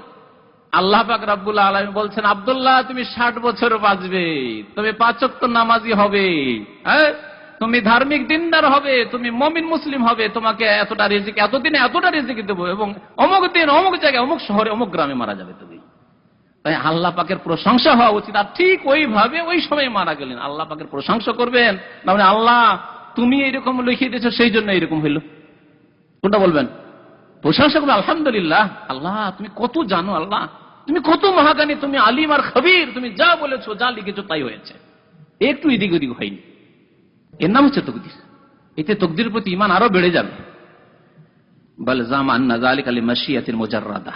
কিন্তু মুনাফিক কাফের যারা দুর্বল ঈমানের মানুষ মনে করে যে আল্লাহর ইচ্ছা হয়েছে, ইচ্ছা মতো আল্লাহ করেছে, এতে কোনো যুক্তি নেই, কোনো হিকমত নাই, কোনো রহস্য নাই, এমনি মনে হইলো আল্লাহ করে দিয়েছে হয়তো। আউযুবিল্লাহ। ফাযালিকা যান্নুল্লাযিনা কাফারু, এটি হচ্ছে কাফেরদের ধারণা, মুশরিকদের ধারণা। ফাওয়াইলুল লিল্লাযিনা কাফারু মিনান নার, এটি আয়াত কোরআনে কারীমের। সুতরাং ওয়াইল রয়েছে, দুর্ভোগ রয়েছে, বা ওয়াইল নামক জাহান্নাম রয়েছে ওই সব কাফেরদের জন্য জাহান্নামের। ওয়া আকসারুন নাসি ইয়াযুন্নুনা বিল্লাহি যান্নাস সাউ, বলছেন লেখক অধিকাংশ মানুষ আল্লাহ সম্পর্কে ভ্রান্ত ধারণা রাখে, ভালো ধারণা রাখে না, সঠিক ধারণা রাখে না। ফিমা ইয়াখতাসু বিহি, বিশেষ করে নিজের ক্ষেত্রে কোন বিপদ আপদে পড়লে মনে করে যে আল্লাহ এত নামাজ পড়ছি, এত আল্লাহকে ডাকছি, এত দোয়া করছি, তারপরে কেন বালা মুসিবত, তারপরে কেন খেতে পাই না। এগুলি অধিকাংশ মানুষের অবস্থা এরকম। গরিবগুলি যেগুলি আমার দেশের বেনামাজি গরিব অভাবী, সবগুলির অবস্থা এরকম। দিনও নেই দুনিয়াও নেই, আল্লাহ দিন থেকে মাহরুম করেছে হতভাগা বদনসিবগুলোকে, আর দুনিয়া থেকে মাহরুম, খেতেও পায় না, আল্লাহ শুকরিয়া আদায় করেন। আল্লাহকে যদি ধরতো তবে পেটে খেতে পায় না, নামাজের কথা বলছেন হুজুর, আউযুবিল্লাহ, এরকম কথা বলছেন।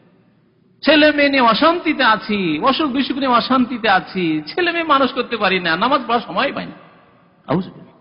দিন নেই দুনিয়া নেই, খাসেরা দুনিয়া ওয়াল আখিরা, দুনিয়াও বরবাদ আর আখিরাতও বরবাদ। অধিকাংশ মানুষের অবস্থা। ওয়া ফিমা ইয়াফআলুহু বিগাইরিহিম, এবং এইরকমই অন্যদের সাথে চলাফেরার ক্ষেত্রেও এরা আল্লাহ সম্পর্কে ভুল ধারণা রাখে। ওয়ালা ইয়াসলামু মিন যালিকা ইল্লা মান আরাফাল্লাহ, তাহলে এতে থেকে মুক্ত একমাত্র ওই ব্যক্তি যারা আল্লাহকে চিনতে পারলো, আল্লাহকে চিনতে পারলো, আল্লাহ সম্পর্কে সঠিক জ্ঞান হাসিল করতে পারলো। আল্লাহর প্রত্যেকটি কাজের রহস্য আছে। আল্লাহ পাক রব্বুল আলামিন কোন বান্দা থেকে গাফেল নয়। আমি খেতে পাচ্ছি না, আল্লাহকে খবর আছে, আল্লাহ খবর রাখেন। কেন আজকে খেতে পাইনি, আল্লাহ ভালো জানেন। আমার চাকরি নেই, আল্লাহ ভালো খবর রাখেন। আলা ইয়ালামু মান খালাকা, আল্লাহ বলছেন সূরা মুলকে, যিনি সৃষ্টি করেছেন সৃষ্টি সম্পর্কে খোঁজ রাখেন না? যে আপনার বাড়িতে 6টা ছেলে আছে, 8টা ছেলে আছে, হ্যাঁ 10টা মানুষ আছে, আপনার বোন আছে বিধবা, তালাক প্রাপ্তা, তাদেরকে দেখাশোনা করতে খোঁজ রাখেন না আল্লাহ পাক রব্বুল আলামিন? আপনার ইনকাম 2000 টাকা, আর ছেলে মেয়ে 10টা 20টা, তাদের ভরণ পোষণ আপনাকে করতে হয়, খোঁজ খবর আল্লাহকে নেই? আল্লাহ ইয়ালামু মান খালাকা ওয়া হুয়াল লাতীফুল খবীর, আল্লাহ সূক্ষ্ম খবর রাখেন, সবকিছুর আল্লাহ পাক খবর রাখেন। এইরকম আল্লাহ সম্পর্কে ভালো ধারণা, আল্লাহ ওয়াকিফাল। তবে আল্লাহর কাছে তারপরও দরখাস্ত করে যেতে হবে, আল্লাহর কাছে চেয়ে যেতে হবে। আল্লাহ সম্পর্কে যে ব্যক্তি জ্ঞান হাসিল করলো, আসমাহ, আল্লাহর নাম সম্পর্কে জ্ঞান হাসিল করলো, আল্লাহর গুণাবলী সিফাত সম্পর্কে জ্ঞান হাসিল করলো, আল্লাহ রহমান, আল্লাহ রাহিম, আল্লাহর নাম রাজ্জাক, আল্লাহ রিজিক দাতা, আল্লাহ খালিক, আল্লাহ মালিক, সুতরাং আল্লাহ আমার মালিক, আল্লাহ আমার রিজিক দেবেন। মুজিব হিকমতিহি, এবং আল্লাহর হিকমত যে রয়েছে, এবং আল্লাহ পাকের যেসব কাজ রয়েছে তার উপর আল্লাহর প্রশংসা, এগুলি সম্পর্কে যে ব্যক্তি জ্ঞান হাসিল করলো, ফালিয়াতানিল লাবিবুন নাসিহু লিনাফসিহি, সুতরাং জ্ঞানবান ব্যক্তি এবং যে ব্যক্তি নিজের হিতাকাঙ্ক্ষী, নিজের কল্যাণ কামনা করে, সেই ব্যক্তি এই সম্পর্কে যেন গুরুত্ব দেয়, যত্নবান হয়, এবং আল্লাহ পাক সম্পর্কে ভালো ধারণা রাখে, আল্লাহর কাছে চাইতেই থাকে, আল্লাহ পাকের প্রত্যেকটি কাজ সম্পর্কে তার যেন এরকম ধারণা থাকে যে আল্লাহ পাক যে কোনো কাজ করেছেন তাতে আমার উপকার রয়েছে, ক্ষতি নেই, তাতে আল্লাহ পাক আমার ফায়দা রেখেছেন। ওয়ালিয়াতুব ইলাল্লাহ, এবং তার সাথে সাথে আমার হয়তো কোথাও ত্রুটি হয়েছে এটাও চিন্তা করবে, হয়তো আমার কোথাও ভুল হয়েছে, তাই আল্লাহ হয়তো ধরেছে। আমি ভালো মানুষ, কেন জেলে আসলাম? আমি ভালো মানুষ, এত কষ্ট কেন পাচ্ছি? তাহলে আমার কোনো অন্যায় আছে, 20 বছর আগের কোনো অন্যায় আছে, 30 বছর আগের কোনো অন্যায় আছে, আমার কোনো পারিবারিক ক্ষেত্রে কোনো অন্যায় আছে নাকি, আমি কোনো সমাজের গ্রামের কোনো মানুষের উপর জুলুম অত্যাচার করে এসেছি নাকি, ইত্যাদি ইত্যাদি নিজের আত্মসমালোচনা করবে, দেখবে, আল্লাহর কাছে তওবা করবে। ওয়ালিয়াতুব ইলাল্লাহ ওয়ালিয়াস্তাগফিরহু, আল্লাহর কাছে মাগফিরাত তলব করবে, মার্জনা কামনা করবে। মিন জান্নাহি বিরাব্বি জান্নাসু, আল্লাহ সম্পর্কে কোনো খারাপ ধারণা, ভুল ধারণা যদি হয়ে থাকে তাহলে তা থেকে। ওয়ালাউ ফাত্তাশতা মান ফাত্তাশতা লা রাআইতা ইনদাহু তাআন্নুতান আলাল কদরি ওয়া মালামাতাল্লাহ, দেখবেন আপনি অনেক লোকের ভালো করে যদি খোঁজ নিয়ে দেখেন, নামাজ পড়ে হয়তো, ধর্মকর্ম করে, দিনের কাজ করে, তারপরে গভীরে গিয়ে যদি খোঁজ খবর নিয়ে দেখেন, তো দেখবেন তকদির সম্পর্কে হয়তো ভুল ধারণা আছে, আল্লাহর পক্ষ থেকে যে লিখনি আছে, ভাগ্য নির্ধারণ আছে, সে সম্পর্কে হয়তো তার ভুল ধারণা আছে। তকদিরে যখন বালা মুসিবত আসে তখন হয়তো হাহুতাশ করা শুরু করে, আক্ষেপ করা শুরু করে। বেশি আল্লাহ নিয়ামত দিয়ে দিলে হয়তো পাপে লিপ্ত হয়ে যায়। লোক ভালো ছিল, নামাজি ছিল, যেমনই অনেক পয়সা হয়ে যখন পাপ করা শুরু করেছে। লোক ভালো মানুষ ছিল, কিন্তু সুখে ছিল তখন খুব ভালো মানুষ ছিল, আর যেমন অভাব হয়েছে তখন নামাজ ছেড়ে দিয়েছে। তাহলে এইরকম বহু মানুষ পাবেন তকদির সম্পর্কে তাদের মধ্যে হয়তো বাড়াবাড়ি রয়েছে, এবং অনেক সময় তিরস্কার করে, নিজেকে তিরস্কার করে, অথবা আল্লাহ রাব্বুল আলামিনের তকদির সম্পর্কে আল্লাহ তিরস্কার করে, যে আমার এই কেন হইল, এটা কেন হইল, এরকম কেন আল্লাহ করলো। ওয়ান্নাহু কানা ইয়ামবাগি আন ইয়াকুনা কাযা ওয়া কাযা, এবং মনে করে যে উচিত ছিল এইরকম হওয়া, এইরকম হওয়া, আমার এরকম হওয়া উচিত ছিল, আমি এত চেষ্টা করলাম, এত বিদেশ আসার চেষ্টা করলাম, এত কাজের চেষ্টা করলাম, এত কাজ শিখে আসলাম, এত সতর্ক গাড়ি চালালাম, তারপরও কেন অ্যাক্সিডেন্ট হইল, ইত্যাদি ইত্যাদি। ফামুস্তাকিল্লুন মুস্তাকসির, কিছু লোক আছে যাদের অল্প অল্প ইলম রয়েছে, কিছু লোক আছে বেশি আছে, বা কিছু লোক আছে অল্পই ভুল করে থাকে, কিছু লোক আছে বেশি ভুল করে থাকে। ওয়াফাত্তিশ নাফসাকা, হে আল্লাহর বান্দা, হে মুমিন, তুমি নিজের নফসের সন্ধান করো যে নিজের অবস্থা কেমন, আমার ইমানের অবস্থা কেমন, আল্লাহর তকদিরের প্রতি আমার ইমান কেমন, আল্লাহর হিকমতের উপর কেমন ইমান, আল্লাহ পাকের গুণাবলী নাম সম্পর্কে আমার ইমান কেমন, হাল আনতা সালেম, এবং তোমার মধ্যে ভালো ধারণা রয়েছে আল্লাহ সম্পর্কে না ভুল ধারণা রয়েছে, তুমি কি মুক্ত কিনা এইসব ভুল ধারণা থেকে, খারাপ ধারণা থেকে। ফাইন তানজু মিনহা তানজু মিন জি আজিমাতিন, যদি তুমি এই ভুল ধারণা, জাহিলি যুগের অনইসলামিক ধারণা থেকে তুমি মুক্তি পেয়ে যাও, তাহলে খুব বড় গুনাহ থেকে তুমি মুক্তি পেয়ে গেলে। ওয়া ইল্লা ফাইন্নী লা ইখালুকা নাজিয়ান, আর না হলে কবি বলছেন যে আমার ধারণা যে তুমি মুক্তি পাবে না যদি আল্লাহ সম্পর্কে খারাপ ধারণা থাকে, আল্লাহর তকদির সম্পর্কে ভুল ধারণা থাকে, আল্লাহর হিকমতকে যদি অস্বীকার করো, যদি মনে করে যেন মুসলিম জাতি এরকমই সারা জীবন অসহায় অবস্থায় থাকবে, এরকম ধারণা, নিরাশ হয়ে যাও, আল্লাহর রহমত থেকে নিরাশ হয়, এটি কাফেরের আচরণ। আল্লাহ পাক বলেছেন ইন্নাহু লা ইয়াইআসু মির রাউহিল্লাহ ইল্লাল কওমুল কাফিরুন, কাফেররাই আল্লাহর রহমত থেকে নিরাশ বঞ্চিত। মুসলিম কোনদিন আল্লাহর রহমত থেকে নিরাশ হয় না, আজকে হয়নি, আগামীতে হবে। আমার জামানায় যদি আল্লাহ আমাকে না দেখায়, আমার ছেলে মেয়েরা দেখবে। আমার যুগে যদি বাইতুল মুকাদ্দাসের নামাজ না পড়তে পারি ফিলিস্তিনে গিয়ে, আমার ছেলে মেয়েরা পড়বে, আমার ছেলে মেয়েরা না পারে আমার ছেলের ছেলেরা পড়বে। আগামীতে 100 বছরে হবে, 200 বছরে হবে, আল্লাহ পাক দেবেন। আমরা যদি আল্লাহর দিনের দিকে ফিরে আসি, আমার মুসলিম ভাইয়েরা যদি আল্লাহর দিকে ফিরে আসে, আল্লাহর দিনের দিকে ফিরে আসে, যেমন মক্কাতুল মুকাররমে গিয়ে আল্লাহর ঘরে কাবায় নামাজ পড়ছি, মদিনায় গিয়ে মসজিদে নববীতে যেমন নামাজ পড়ছি, আল্লাহ পাক আমাদেরকেও তৌফিক দেবেন যে মসজিদ আকসাতে গিয়েও নামাজ পড়তে পারবো। আল্লাহ যেন আমাদেরকে তৌফিক দান করেন। আল্লাহ পাক যেন মুসলিম জাতিকে সম্মানিত করেন, মুসলিম জাতিকে মুসলিম মুমিন হওয়ার যেন তৌফিক দান করেন। আল্লাহ পাক রব্বুল আলামিন আমাদেরকে খাঁটি মুমিন হওয়ার তৌফিক দান করেন। আমাদেরকে আল্লাহ সম্পর্কে, তার দ্বীন সম্পর্কে, তার তাকদীর সম্পর্কে, তার হিকমত সম্পর্কে ভুল ধারণা থেকে আল্লাহ বাঁচিয়ে রাখেন। জাহিলি যুগের আচার আচরণ থেকে আল্লাহ পাক আমাদেরকে বাঁচিয়ে রাখেন। আমিন। ওয়া সাল্লাল্লাহু আলা নবিয়িনা মুহাম্মদ ওয়া আলা আলিহি ওয়া সাহবিহি আজমাইন। আসসালামু আলাইকুম ওয়া রাহমাতুল্লাহ। এক ভাই জিজ্ঞেস করেছেন, অন্ধকার ঘরে নামাজ পড়লে নামাজ হবে কি? নামাজ হবে ইনশাআল্লাহ। নবী সাল্লাল্লাহু আলাইহি ওয়াসাল্লাম অন্ধকার ঘরে নামাজ পড়েছেন যখন আলোর অভাব ছিল তখন। তবে অন্ধকারে নামাজ পড়া খুব ভালো নয়, অপছন্দনীয় বলা যেতে পারে। কারণ অন্ধকারে নামাজ পড়লে মনে ওয়াসওয়াসা আসতে পারে, বিশেষ করে ওই সব দেশে, যে দেশে সাপ বিচ্ছু বেশি, বাংলাদেশে, ভারতে, যে কোনো সময় সেজদার জায়গায় সাপ থাকে, এরকম বহু ঘটনা ঘটেছে। অন্ধকারে নামাজ পড়ছেন, হতে পারে সেজদায় যাচ্ছেন, সেই সময় সাপ থাকতে পারে, একটা বিচ্ছু থাকতে পারে, কষ্টদায়ক কোনো পোকামাকড় থাকতে পারে। আলোতে নামাজ পড়াই এই জন্য ভালো, যাতে আপনি শয়তানি ওয়াসওয়াসা থেকে বেঁচে থাকেন। নামাজ পড়ছেন, আল্লাহ কি জানি সিজদায় যাচ্ছি, হাত পড়ছে কোনখানে, কোনো সাপ বিচ্ছুর উপর না পড়ে, কোনো কিছু কামড় না দিয়ে দংশন না করে, এই ওয়াসওয়াসা শয়তান দিতে পারে। আর ওয়াসওয়াসা মুক্ত না হলে নামাজে খুশু খুজু বিনয় হবে না। সুতরাং নামাজ একটু আলোতে পড়েন কমপক্ষে, জি, এটাই ভালো। তাহাজ্জুদ নামাজ একদিন পড়লে একদিন না পড়লে, এভাবে তাহাজ্জুদ নামাজ পড়লে কোনো ক্ষতি না, তবে উত্তম হচ্ছে তাহাজ্জুদ নামাজ কন্টিনিউ পড়া। আর যেদিন পড়বেন না, কমপক্ষে ক্লান্ত মনে হচ্ছে, বেতর পড়ে শুয়ে যান। কারণ বেতর অনেক ওলামারা তো ওয়াজিবই বলেছেন, আর ওয়াজিব নাও হইলো সহিহ হাদিস আর আলোকে সুন্নাতে মুআক্কাদ অবশ্যই, বেতর ছাড়লে গুনাহগার হবেন। সুতরাং বেতর বড়ই তাগিদ রয়েছে। নবী সাল্লাল্লাহু আলাইহি ওয়াসাল্লাম সফরেও বেতর ছাড়তেন না, সফরে আছেন বেতর ছাড়তেন না। যদি তাহাজ্জুদ না পড়তে পারেন, বেশি রাত হয়েছে, আজকে 12টা 1টা হয়ে গেছে, তাহাজ্জুদ বেতরটা পড়ে শুয়ে যান, 1 রাকাত 3 রাকাত বেতর পড়ে শুয়ে যান। আর যদি দেখা যায় না আজকে আমি 11টায় শুয়ে যেতে পেরেছি, বা আজকে আমার ঘুমের অত প্রয়োজন নেই, উঠে যেতে পারবো, তাহলে আপনি বেতর শেষখানে পড়েন, এটি হচ্ছে উত্তম। বেতরের পরেও তাহাজ্জুদ পড়া যেতে পারে, কিন্তু জোড়া জোড়া। বেতর পড়ে নিয়েছেন রাত 12টার সময়, তারপরে আবার উঠে গেলেন, ভোর রাতে ঘুম ভেঙে গেছে, আপনি 2 করে 8 পড়েন, আর বেতর শেষে পড়বেন না। 1 রাতে 2 বেতর নেই, নবী সাল্লাল্লাহু আলাইহি ওয়াসাল্লামের লা বিতরানা ফি লাইলাতিন, 1 রাতে 2 বার বেতর নেই, এই ভুল করবেন না কেউ। জি, আমার প্রশ্ন হলো শরীয়ত এবং মারিফত কি? এর জন্য চরমনাইয়ের উপরে 6টি যে বক্তব্য হয়েছে শুনে নেবেন। ইসলামে শরীয়তি আছে, মারিফত বলে কোনো কিছু নেই। জি, ইসলামে মারিফত বলে আভ্যন্তরীণ ইলম, বাতেনি ইলম এটি নেই। এই রাস্তা দিয়ে শয়তান কিন্তু বিভ্রান্ত করেছে মুসলিম জাতিকে, অসংখ্য মানুষ গুমরাহ হয়ে গেছে এই রাস্তা দিয়ে। আর এই বাতেনি ইলমের ধারণা এসছে শিয়াদের থেকে। এখনো সিরিয়ায়, পাকিস্তানে বাতেনি ফিরকা আছে, জর্ডনে বাতেনি ফিরকা আছে, যে ফিরকাগুলির নাম, ইরাকে আছে বাতেনি ফিরকা যেগুলো ইসমাইলি, ভারতের বোম্বাই আছে আগাখানি, বোহরা, তারপরে দুরুজ, নোসাইরি, এগুলি সব বাতেনি ফিরকা। ওরা বলে কোরআনের একটা বাহ্যিক অর্থ আছে, একটা আভ্যন্তরীণ অর্থ আছে। এই বাতেনি মতবাদটি ওদের থেকে শিয়া এই বাতেনি ফিরকা থেকে নিয়ে এরা বেরেলভি রাজি নিয়েছে, তাসাউফ ওয়ালারা, সুফিবাদ, বেরেলভি কি দেওবন্দি ভাইদের মধ্যে ওই যে তাসাউফ ঢুকেছে, আর ওখানে গিয়ে পদস্খলন ঘটেছে, যে বিভ্রান্তির শিকার হয়েছে। আল্লাহ পাক সবাইকে বুঝার এবং হেদায়েত হওয়ার তৌফিক যেন দান করেন। আমার উদ্দেশ্য হচ্ছে মানুষকে সতর্ক করা। প্রয়োজন হয়তো নাম বলতে হচ্ছে এই জন্য যে সুফিবাদে ওরা জড়িয়ে পড়েছে সেই জন্য, কিন্তু সুফিবাদ আল্লাহকে পাওয়ার রাস্তা না, এটি বিদাতি রাস্তা। আল্লাহকে পাওয়ার রাস্তা হচ্ছে ফরজ কাজ করেন, ওয়াজিব করেন, সুন্নত করেন, মুস্তাহাব করেন, বেশি বেশি নফল কাজ করেন। আচ্ছা, হারাম থেকে বাঁচেন, নাজায়েজ থেকে বাঁচেন, মাকরুহ অপছন্দনীয় কাজ থেকে বাঁচেন, আর একেবারে সুন্দর কাজ থেকে বাঁচেন। দেখলেন, শুনলেন না? এটি হচ্ছে, আপনি শুধু ফরজ ওয়াজিব করার উপরে যথেষ্ট না, আপনি শুধু হারাম থেকে বাঁচেন এমন না, যেগুলো সুন্দর কাজ, এখানে সুন্দর, সেটাতেও বাঁচেন। আমি সুন্দর উর্ধে নফল বেশি বেশি ইবাদত বন্দেগী করেন, আল্লাহ নৈকট্য লাভ করবেন। কিন্তু এই যে সুফিবাদ, পীর মুরিদিবাদ, এই বাদে মানুষকে গুমরাহ করেছে, যাতে ইসলামকে দুই ভাগে ভাগ করে শরীয়ত আর মারিফাত। ইমাম আবু হানিফা রাহমাতুল্লাহ আলাইহি থেকে প্রমাণ করেন যে শরীয়ত আর মারিফাত দুটো ভাগ ছিল, আছে কোন ফিকহের কিতাবে, কোন তার লিখাতে। ইমাম শাফি, মালিক, আহমদ থেকে নাই।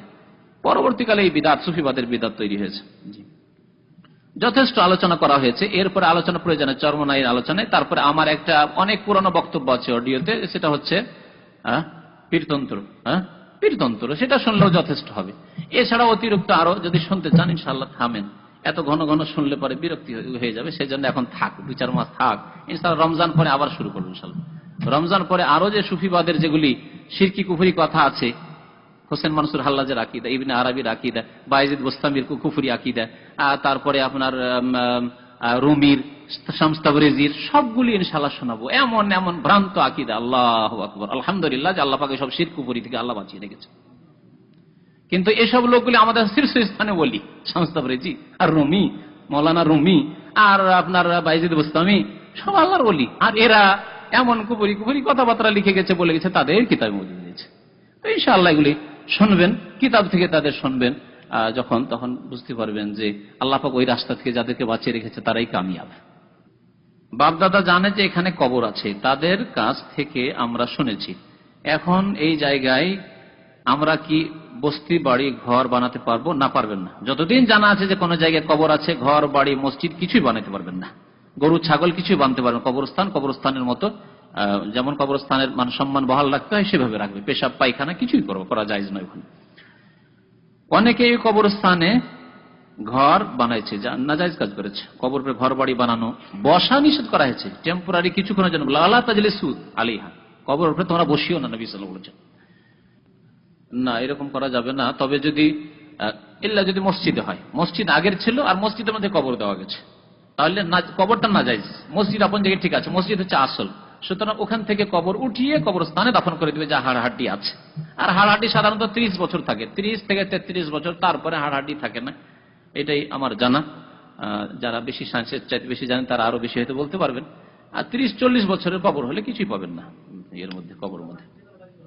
না, জেনে শুনে করা যাবে না, জেনে শুনে করা যাবে না। তবে যদি জানা না থাকে, প্রত্যেক জায়গায় হয়তো কবর আছে, কিন্তু কি জানা না। নূহ আলাইহিস সালামের জামানার লোকের কোথায় কবর আছে কেমন করে বলতে পারবেন, তাই না? 2000, 4000, 5000 বছর আগের লোকের কবর আছে, কোথায় জানা আছে? কিছু জানা না। সুতরাং যেখানে জানা নাই সেখানে অসুবিধা নেই। কিন্তু জানা সত্ত্বেও কবর, বাড়ি, ঘর তৈরি করা যাবে না, মসজিদ তৈরি করা যাবে না। মসজিদ তৈরি করলে নামাজ হবে না।